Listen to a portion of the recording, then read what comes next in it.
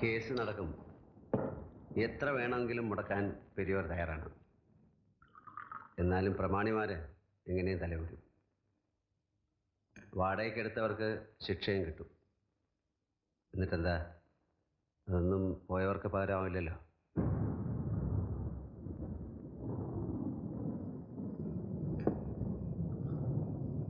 ഇവിടെ വരുമ്പോൾ ഉണ്ണിയുടെ കാര്യമൊന്നും പറയണ്ട എന്ന് മനസ്സിൽ കരുതും.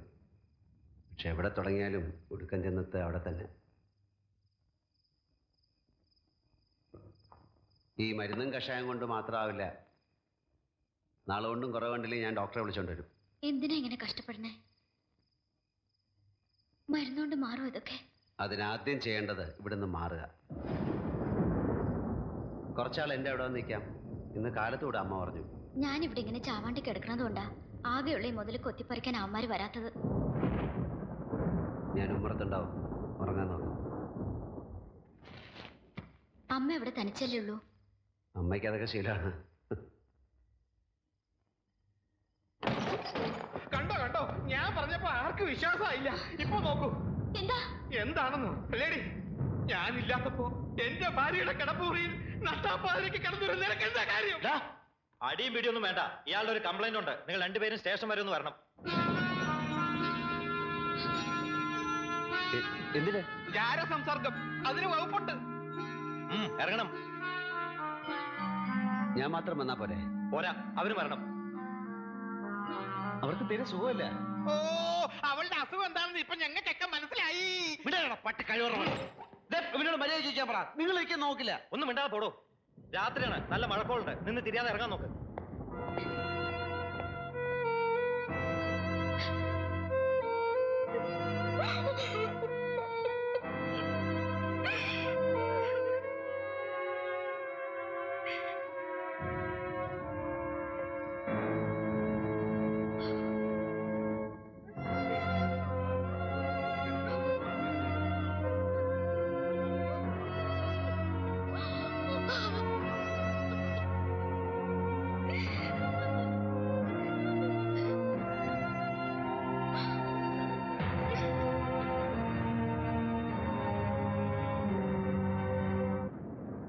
മുതലാളി, ഗോവിന്ദൻകുട്ടിയെ പോലീസ് പിടിച്ചോണ്ട് പോയിന്ന്.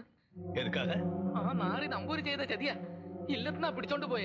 ആ ലക്ഷ്മി ഉണ്ട് കൂടെ.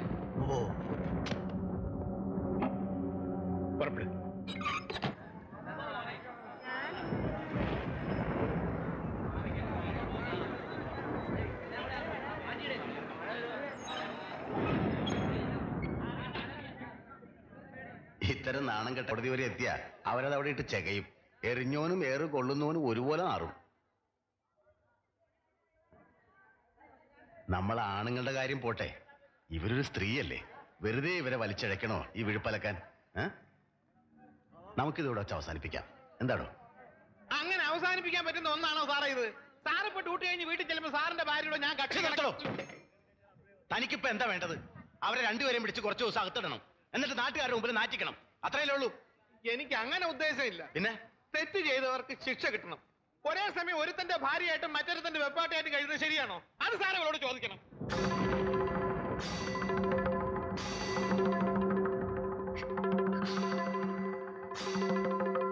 ഇയാളെ പോലെ വൃത്തിയായിട്ട് ഒരുത്തന്റെ ഭാര്യ ആയിരിക്കുന്നതിനേക്കാൾ എത്ര ഭേദമാണ് ഗോവിന്ദൻകുട്ടിയുടെ വെപ്പാട്ടിയായിരിക്കുന്നത്. എന്തിന്? നാട്ടുകാരുടെ മുൻപിൽ തെരുവേശയെ പൂത്തിരിക്കുന്ന പോലും. മനസ്സറിഞ്ഞ് ഞാൻ ശപിച്ചാൽ തൊഴുതു പോകും. നിങ്ങൾ തൊഴുതു പോകും.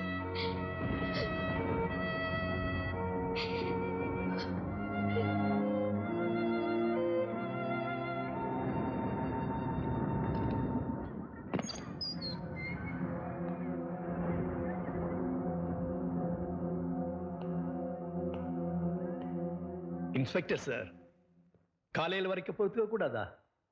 இவங்க என்ன கொலையா பண்ணிட்டாங்க? இந்த நடுராத்திரியில் இவங்க கிட்ட இவ்வளவு கடுமையா நடந்துக்கிடுமா? അല്ല, അത് അങ്ങനെയല്ല സാർ. കംപ്ലൈന്റ് ഉണ്ടായിരുന്നു. സെർച്ച് ചെയ്തപ്പോൾ എവിഡൻസ് ഉണ്ടായിരുന്നു. പിന്നെ കസ്റ്റഡിയിൽ എടുക്കാതിരിക്കാൻ വകുപ്പില്ല, സെക്ഷനും ഇല്ല. இருக்கட்டும், அதிகாரமெல்லாம் இருக்கட்டும், தப்பு இல்லை. ஒரு உதவி செய்றீங்களா?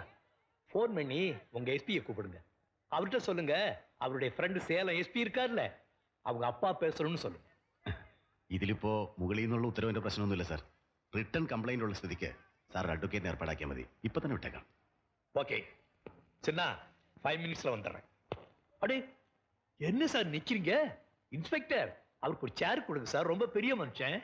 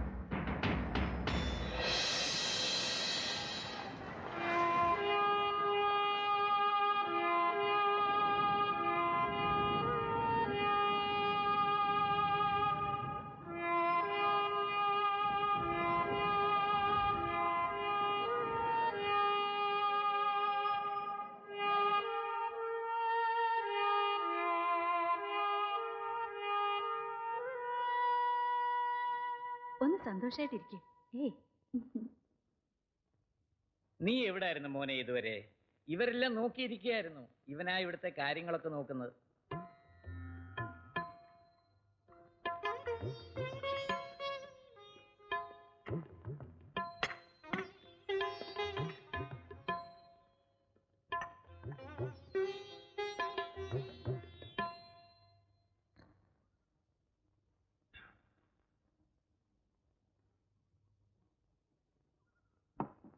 ആഹാ, പുറത്തിരുന്നും തുടങ്ങിയോ? അവർ ഊണ് കഴിക്കുക. ഇനിയിപ്പോ വീടും പരിസരവും കാണണമെന്ന് പറഞ്ഞ് ഇങ്ങോട്ടെങ്ങനെ ഇറങ്ങിയാൽ? നീ ഒന്ന് അകത്ത് കയറിയിരിക്കേ.